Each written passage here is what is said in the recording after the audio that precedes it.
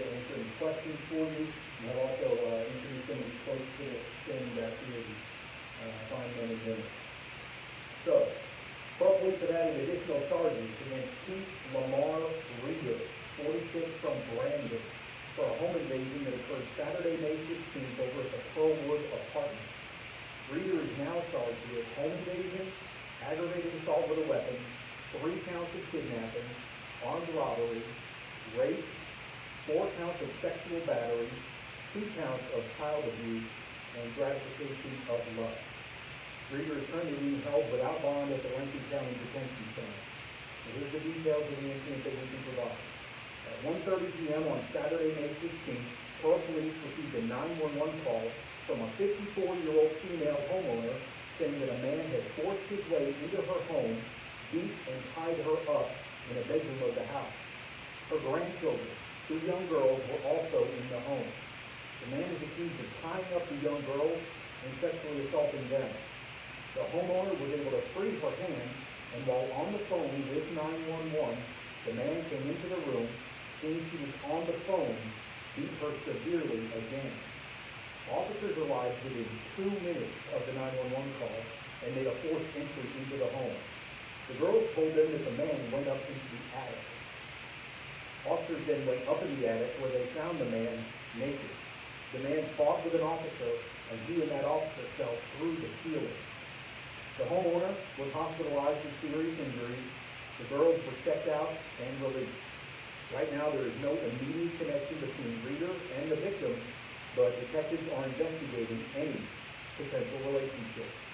And with that, I'm going to turn it over to Chief Dean Scott to answer any of the questions that you may have.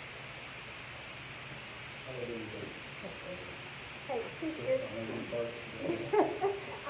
if there's no upfront connection between this guy and this family, what does that say to you about what the rest of the community has to worry about?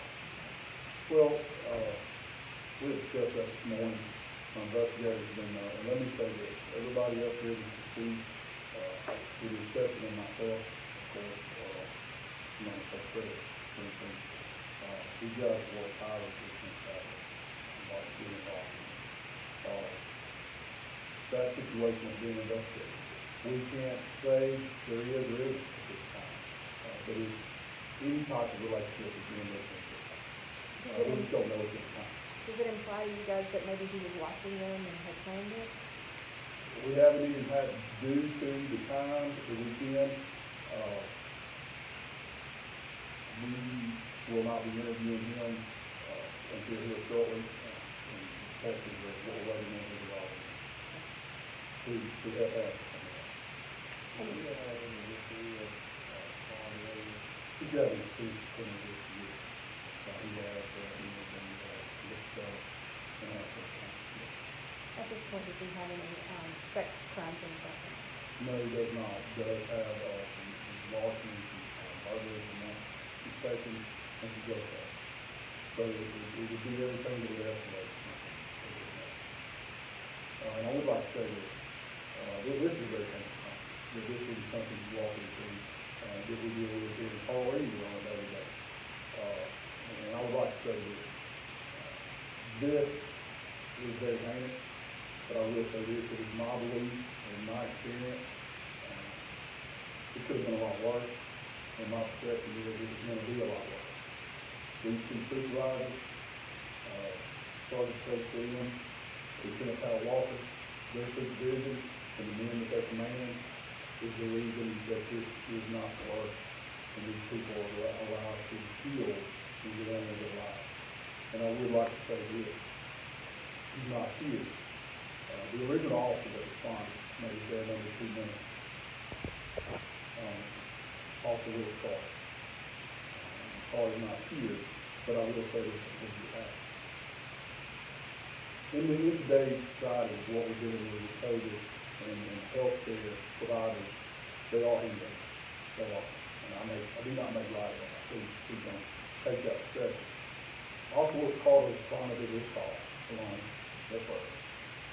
Based off what he heard coming through the door, he made 4 inches alone, not worrying about that. Please take that in account. not knowing what was on the other side, based off the screening, if you will. Upon entering the residence, he was exposed to a crime scene that I hope no one, as y'all felt, will ever be exposed to. That's something he'll live with for the rest of his life. But I will say this, those three victims are alive because of those calls. These gentlemen and men that if you want to talk about anybody, that's who you are. Okay. Can you talk about, I mean, dealing with a case like this is hard for anybody, I think, because of the nature of it. How do you guys kind of debrief at the end of this? Well, we did do that. We did that Saturday. And based off my experience, unfortunately, you hate to say you're the old guy in the room, but I'm the old guy in the room now. That's fine. I told sleep before. We talked among, and I'm, we're on the news and it is what it is, but everybody's wrong. I told them there's devices. I think one of them is ex-game player, one smoke cigars, one drink beer. I don't care whatever the box was. I said, do it. Hold the kids. Love it. And unfortunately, everybody on the shift respect it hard because everybody there has to. You really put that hard. These guys did an outstanding job. And then police work. It's rare you get the time that you hear a supervisor, such as the field officer, he came over the scene and he said, everybody is fine. That means you get the fall back. It doesn't matter what you do. It doesn't matter if you work or rest. It doesn't matter if you're sitting in the lobby with the plan. You tell them to wait. And you get it. Because of Pat, he said, well, you don't get to do that way. You don't get any of that. And it means you get it. If they tear up a car on the way, hey, that's my job. I'll fix that. But they go, that's what this town and this city is for. And, in today's society, and I know I said it earlier, but in times like these, you do something. You do something. It's one thing to keep people well. It's one thing that, like y'all came into looking like y'all robbing a bank and math. But when you say life, you protect children. And they live to see another day. That's who they are. My boy. Not making a lot of the others. These guys are heroes, these guys are work for. And I'm proud to say they all work. The one thing that must come from the fight Came from the fight and falling through the sea. Think about what you're asking. You're talking to a man that's just physically assaulted 3 people, 2 of them being children. He's an ex-con, big felon. You know what he's done, you don't want to get out of jail. And that's what I'm telling you. I had one officer enter that residence, not knowing what he was on with, not knowing what he was doing with it, to save his life. He got from the outside. He took the fight to him.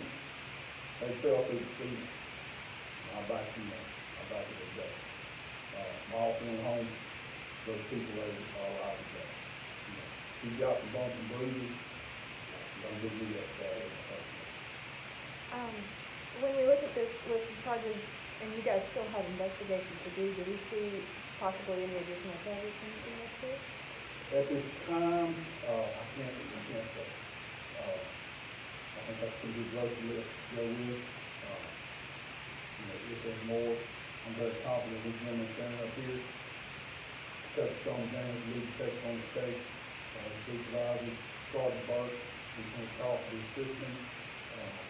If there is any charges forthcoming, in addition to that, y'all will make sure you do. Anything else? What was your officer doing? You said they fell through the roof. Was the officer doing all right? Drilling's a wonderful thing. He's fine. Unfortunately, like I said, the memories of what you see and what you're exposed to, I think the total takes advantage of what we do. None of these guys are robots. None of these guys don't have feelings. Everybody up here has feelings. If you want to be effective, maybe it's effective. On that note, can you talk at all about, in very general terms, were these are these teenagers or are These are tender-age children, which will let you know it's 12 and What was your record on the grandmother, my belief, she's still receiving notice, so it'll be with her. And that is, Hey, Randy, you got anything?